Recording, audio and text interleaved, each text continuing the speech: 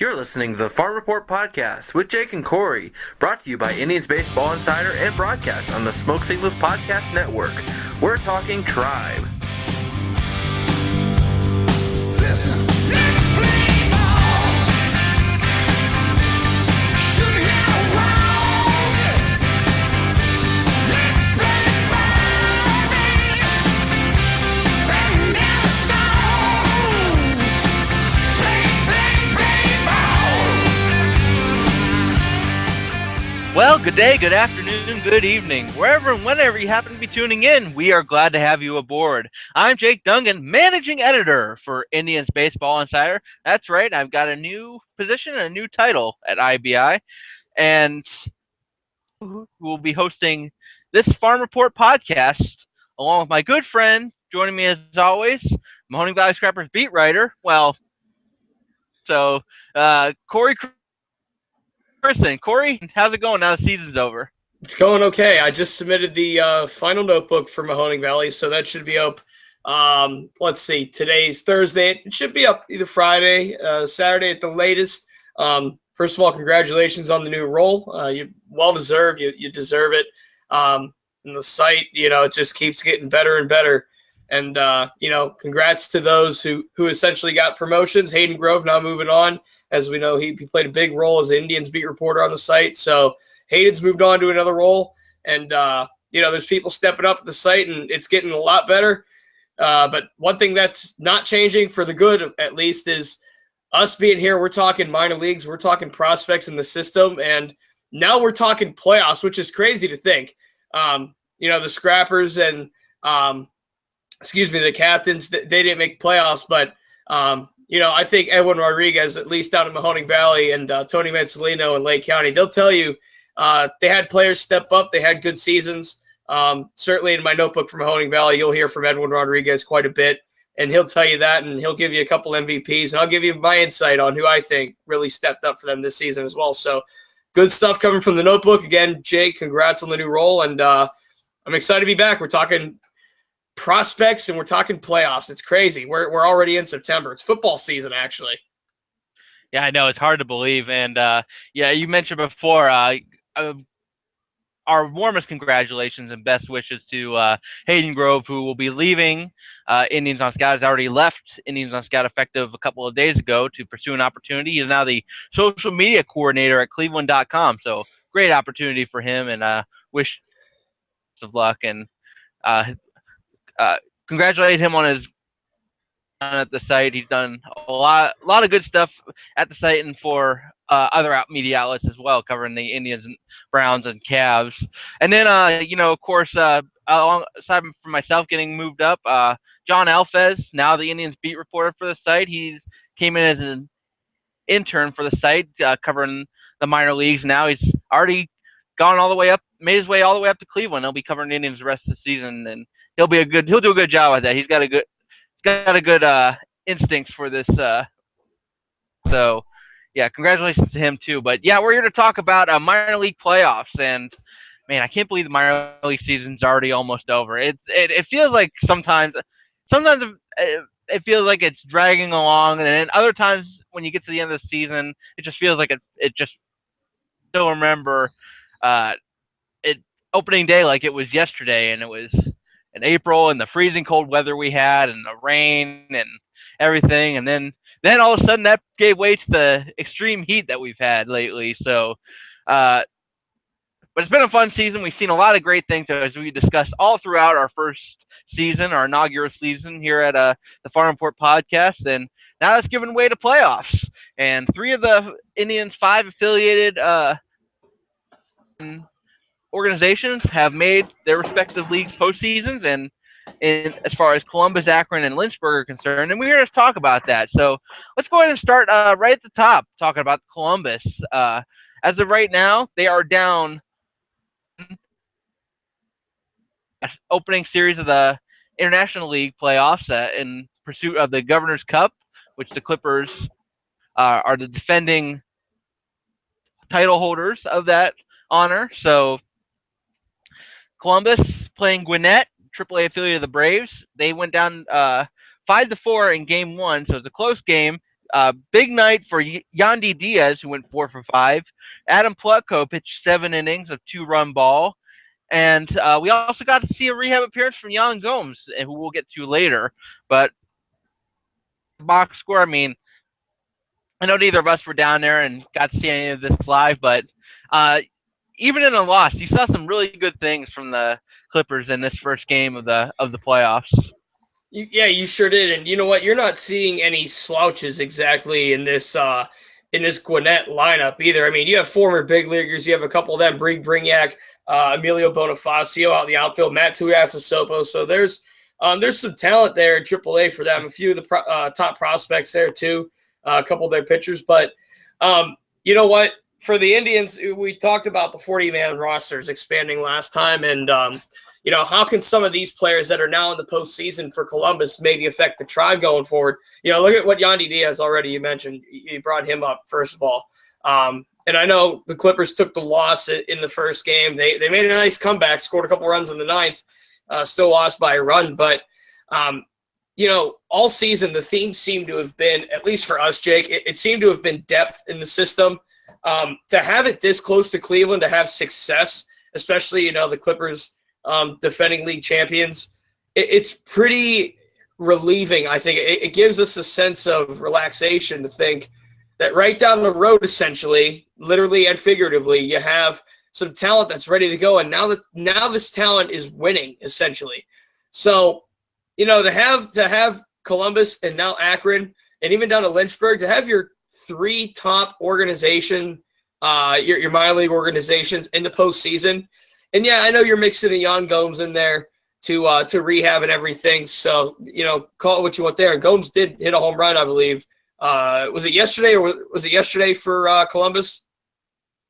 No, that's tonight at Gwinnett and Columbus, currently playing game 2 on this Thursday as we record. And they're down 2-1, but that run came via a Yan Gomes solo shot. So.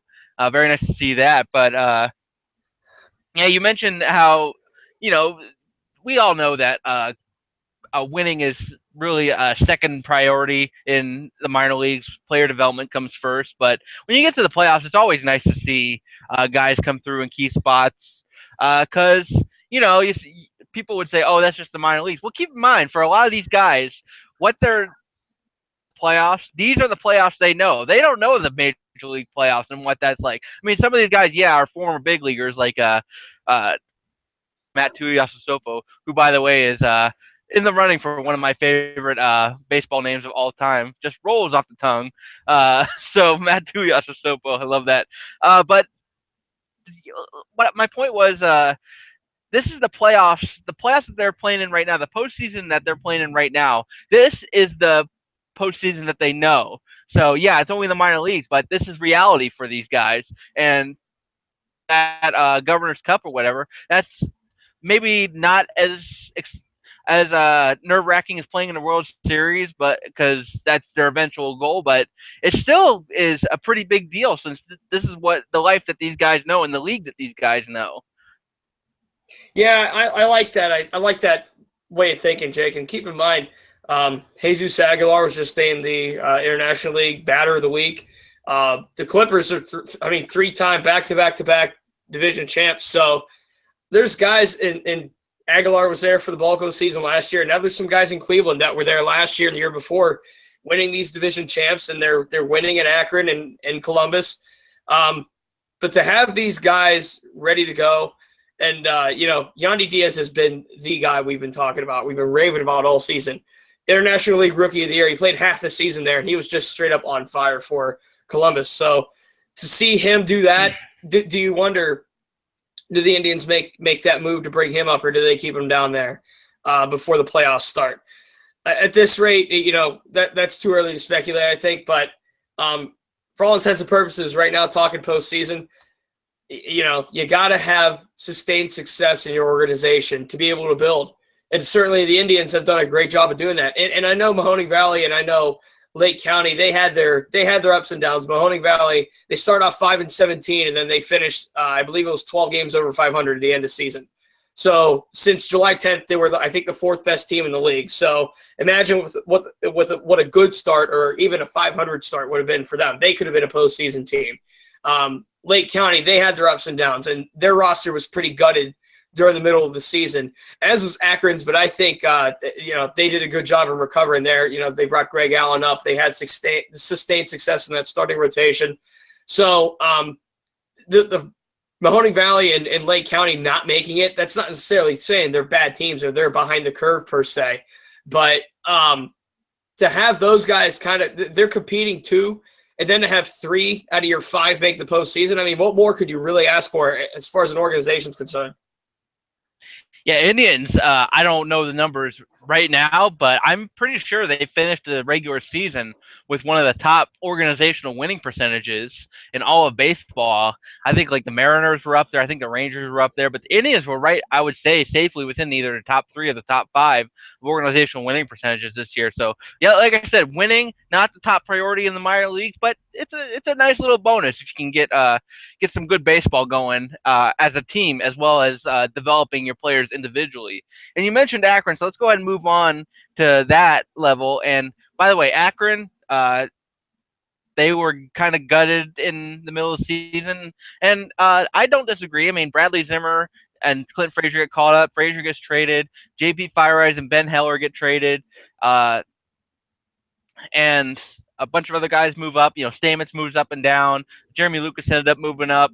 Adam Plutko, Sean Morimondo, those guys. A lot of pitchers move up. And the start of August, I think it was like August 6th. I wrote about this in this week's Rubber Ducks Notebook. Give that a read. I swear, I'm pretty sure it was August 6th. They were like 3 games under 500, pretty much left for dead. They were in 3rd place and well out of the playoff race. And we were all thinking in the Ducks press box, like, maybe not making the playoffs this year after getting off to such a good start. But then all of a sudden, something clicked in August. All of a sudden, Jordan Smith gets hot, out of his mind. And everything just seems to come together. And they go 21-5 over their last 26 games and end up winning the division, passing up Harrisburg and Altoona, clinching the division by half a game on the last day of the season. So run by Dave Wallace and his bunch, and how they played after essentially being left for dead and having most of their talent taken away, moving up to upper levels. Just a testament to how Wallace was able to rally that group and how some of these guys were able to follow his lead. And now they're in the playoffs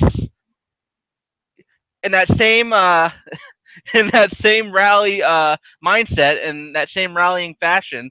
They take game 1, rallying from behind in the late innings. I believe they scored 6 in the 7th inning and end up taking the game 1 12-8. Happy Eric Stamets and Jordan Smith all had big nights at the plate, all had 3 or more hits. Pappy went deep, Stamets went deep.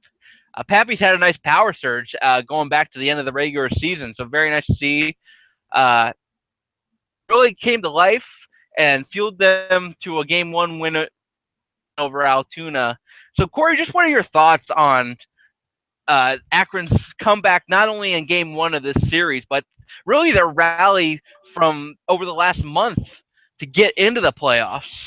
Well, you mentioned it, and Dave Wallace, give him all the credit in the world. Look what he's done with those players and the flux of the players. We mentioned the roster kind of getting gutted.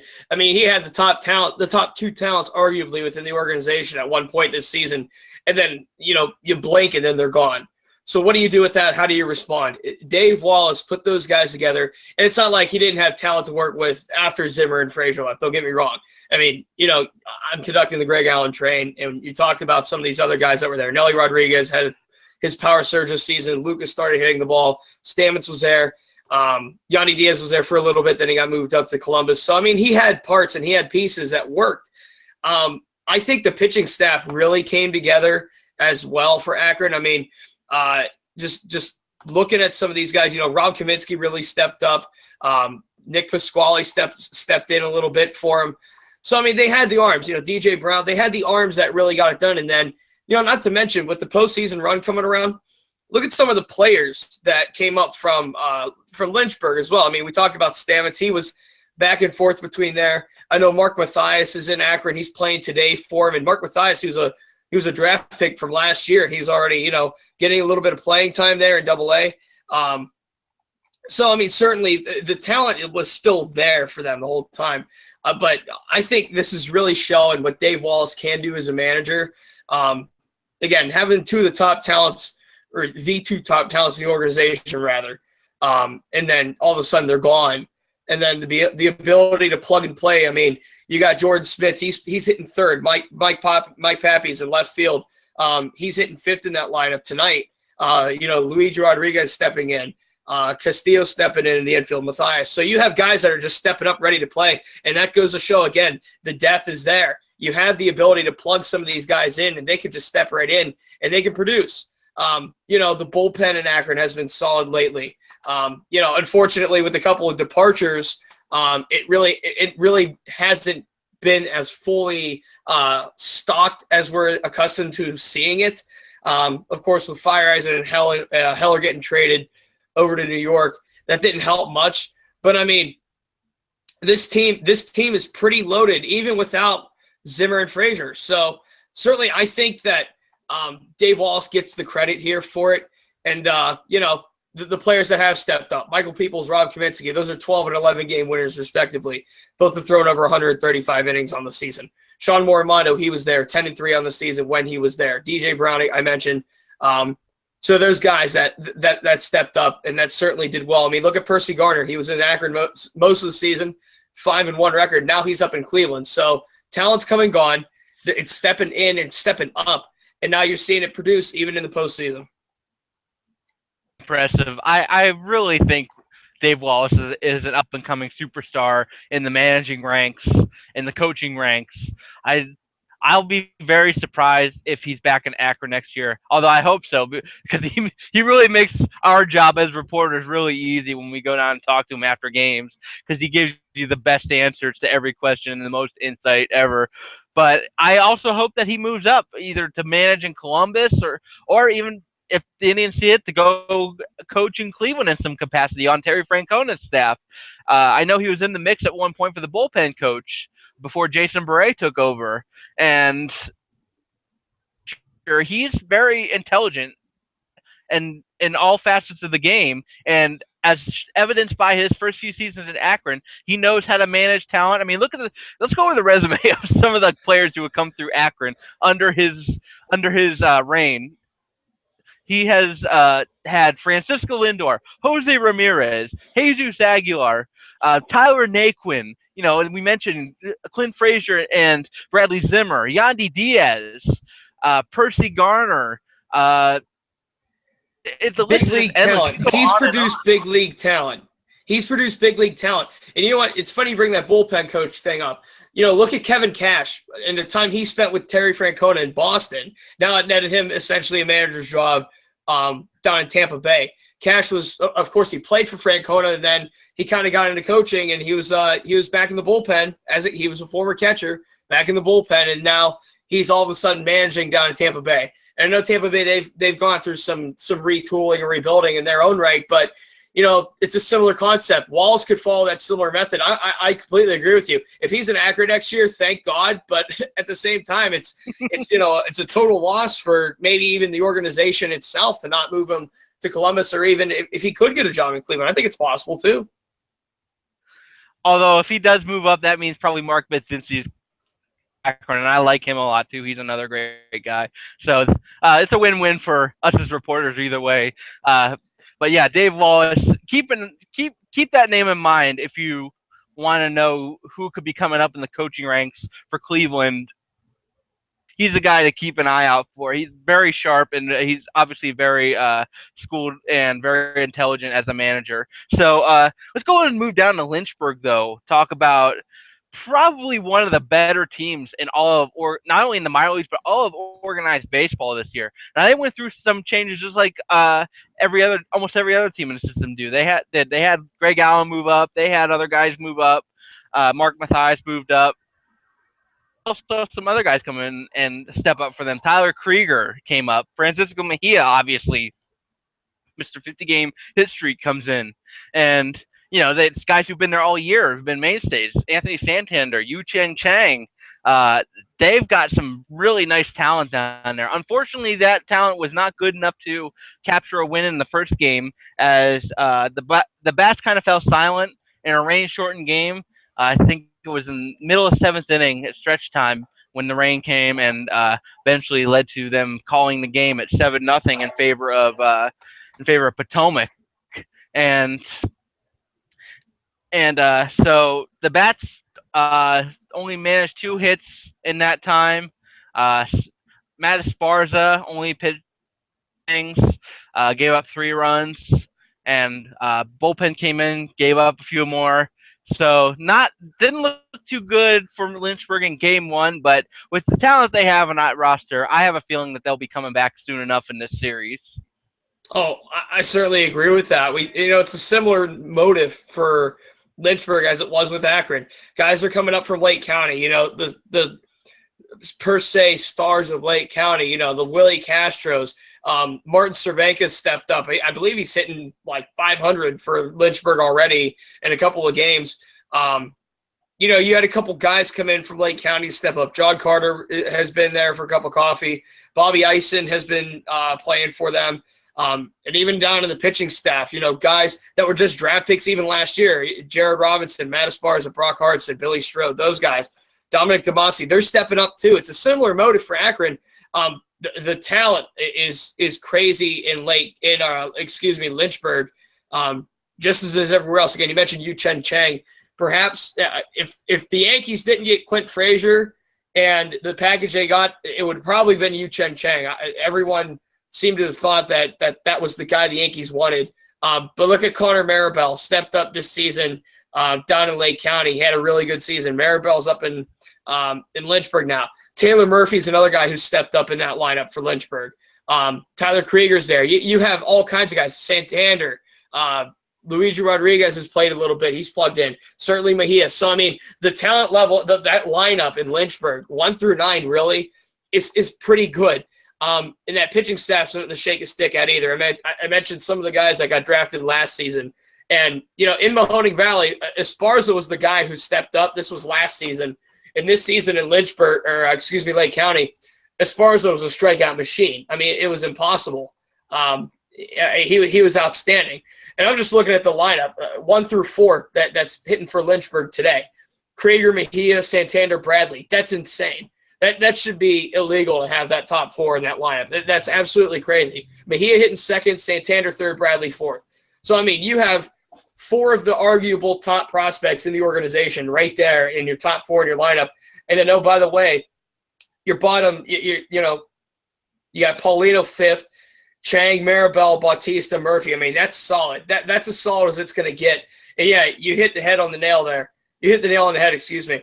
This is one of the best lineups, head to toe, 1 through 9, front to back, in the entire minor leagues. And you're not going to find a guy, Mark Budzinski. You talk about Dave Wallace doing a great job in Akron. Look at what Bud has done down in Lynchburg.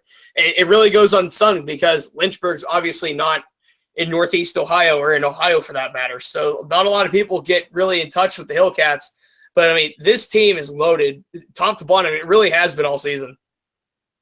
Really makes you anxious for what next year's Akron Rubber Ducks team could look like, because it's pretty much going to basically be the 2016 Lynchburg Hillcats team. So you get to see some of that talent that's been Lynchburg and Akron. And by the way, I should mention again, because I got to make the trip down to Lynchburg, if you ever get a chance, if you want to get away for like a weekend, take a trip down to Lynchburg. It is very nice. It's not too 5, 7, 8 hours.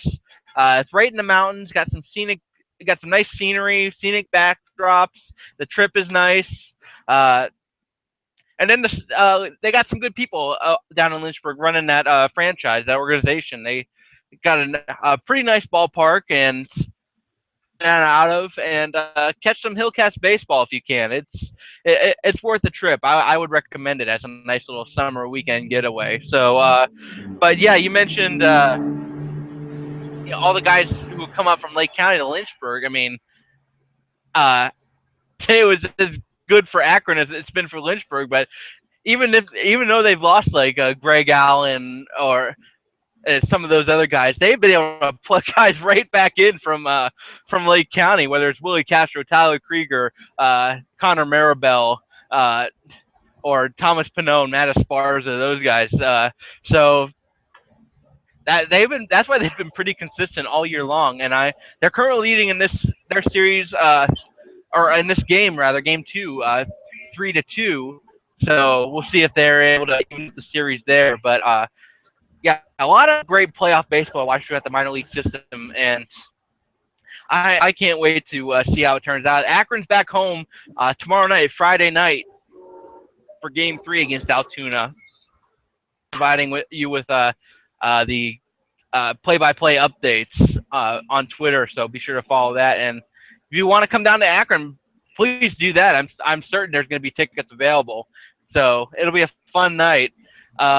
Before we wrap things up here, though, Corey, let's talk a little bit about some major league news that concerns the minor leagues.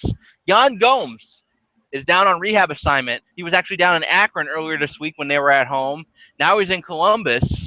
And tonight, on Thursday night, is the first night he's actually catching. The first few games in Akron and Columbus, he's been DHing and has only played partial games.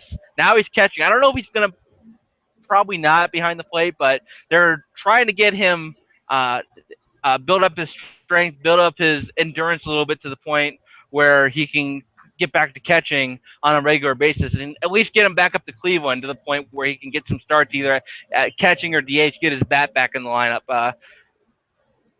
I was going to pull up his numbers here, but Corey, talk about we know he hit a home run tonight for Columbus, solo shot. He had a couple of RBI hit knocks for Akron in his time there. I think he went 0 for the last night and had a couple of strikeouts, but he's done some good things, and there's been some encouraging signs for him at the plate. I mean, I know it's minor league competition. He's a big leaguer, so take it with a grain of salt. But what do you think of Gomes' rehab and his chances of rejoining the team for the final playoff push? I hope for the sake of that playoff push, it works out, and it can work out, but he has not hit this year. That's so difficult. And I know there hasn't been much production at all from the Indians and their catching staff, but you almost need him in a sense that we know his defense is good, but you almost need him to be healthy and ready, because once you hit that postseason, and this isn't knocking Roberto Perez or Chris Jimenez, but to have your starting catcher there with that pitching staff, and it's not like the pitching staff, they're not going to be missing anything huge if he comes back. It's not going to take too much longer to get the chemistry back. You have to have him produce. That's important. It's one thing to have him there, but it's another thing if he's hitting a $198 again, or if his on base is a $198 again. What's it really worth having him back? What's it worth all the rush and all the hype and whatnot? If it's going to happen, it's got to be correct and it's got to be proper, because we're in September. It's not the time for trial and error. It's go time. It's time to start wrapping up all of the regular season stuff. Players are starting to catch that second wind and get ready for the postseason. So I'm in for it if it works. If he's ready and he's hitting in Akron or in Columbus or whatever, if he's hitting it works, then fine. But if he struggles in Akron and in Columbus and rehab, then you might want to second guess that. Again, there's no questioning Gomes' talent as far as a defensive catcher, but this season his hitting has been suspect, and that's what concerns me about him. I'm not concerned about the defense; it's more about the hitting. I totally agree with you on bringing him back when he's ready. Yeah, you have to make sure he's ready. And I think that for him to be ready, he has to be able to catch at least on a regular basis. If not every day, then like every other day or something like that. Maybe he and Perez can go back and forth a little bit, because Perez is starting to play better. He's hitting better, taking better swings, making better contact. So he's starting to come around a little bit in that regard. I think with Gomes, you definitely need him on a semi-regular basis, a semi-everyday basis, because his, like you said, his biggest value, his biggest asset is his defense. And Bruno Perez, he's done a pretty decent job at catching and handling this pitching staff. Certainly better than he did when Gomes had that knee injury last season, because he was kind of thrown right to the fire at that point when he was still trying to find his own way in the major leagues. Now he's doing a little bit better job. He's getting a better handle of the pitching staff. But, when it comes playoff time, when it's go time, I think you really want – and I know that Terry Francona and the pitching staff would rather have Yan Gomes behind the plate. And if he's ready and he's ready to catch, I think that you call him up. But don't call him up if he's just going to come up and like DH and maybe catch once a week or something like that. You got to – if you bring him up, he's got to be ready to catch. I totally agree. And again, if he's hitting $120 or, whatever he was hitting, not that he's going to do that again, but, the offense has to be there. You can't be hitting the doorstop in the 8-hole every day. And just because he has a great arm, which we know he does, he has a great arm, he's a great defensive catcher. Just because he has that doesn't mean you can put a doorstop and essentially, like in the National League, a pitcher hitting ninth. You can't have that in the American League. You got to use that DH and that other slot to your advantage. Now, once you get into the postseason, that's going to be the tell-all. How many catchers do you keep Perez and Jimenez both on the roster, or what do you do for the catching role? He has to do it now. He has to hit now. He has to do it now. And if he doesn't, then honestly, I probably wouldn't take the chance on him. I wouldn't take the chance if he's hitting $190. I'd take a chance if he's floating around 250. Which is still an improvement, but I can't do it at what he was doing in Cleveland. For the production, it's not worth it. All right, so we're going to go ahead and wrap things up for tonight. A lot of playoff baseball discussion. Indians are certainly in the playoff hunt. I'm sure Tony and our buddy Jeff Ellis are going to be on the air on the regular Smoke Signals podcast to be talking Tribe. We'll be back again next week. I think we'll have one or two or more of these Farm Report podcasts before the season ends, and then we'll probably go to like a once a month or whenever there's breaking news concerning the minor leagues, we'll be on the air. It's been a successful first season. I'll just say that now of the Farm Report podcast. We're looking into trying to expand and hammer home these podcasts next season, make it more accessible to everybody. I know we've had some complaints about, the way things are set up now. We can only stream. We're looking into it. I can promise you that, and we're going to try to make things better for our listeners next year. But Corey, it's been a great first season, and these last couple shows before we call it a year for the 2016 season. Most definitely. It's getting colder outside. It's getting darker earlier. I don't like it, but we'll deal with it. Good luck to Lynchburg, Columbus, and Akron.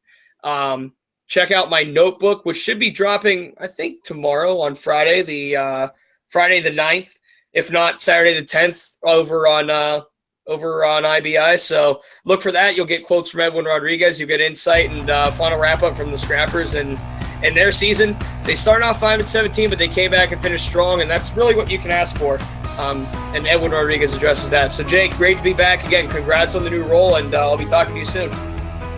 All right, so for Corey Christen, I'm Jake Dunn. This is the Farm Report Podcast, and we say to you, have a good one.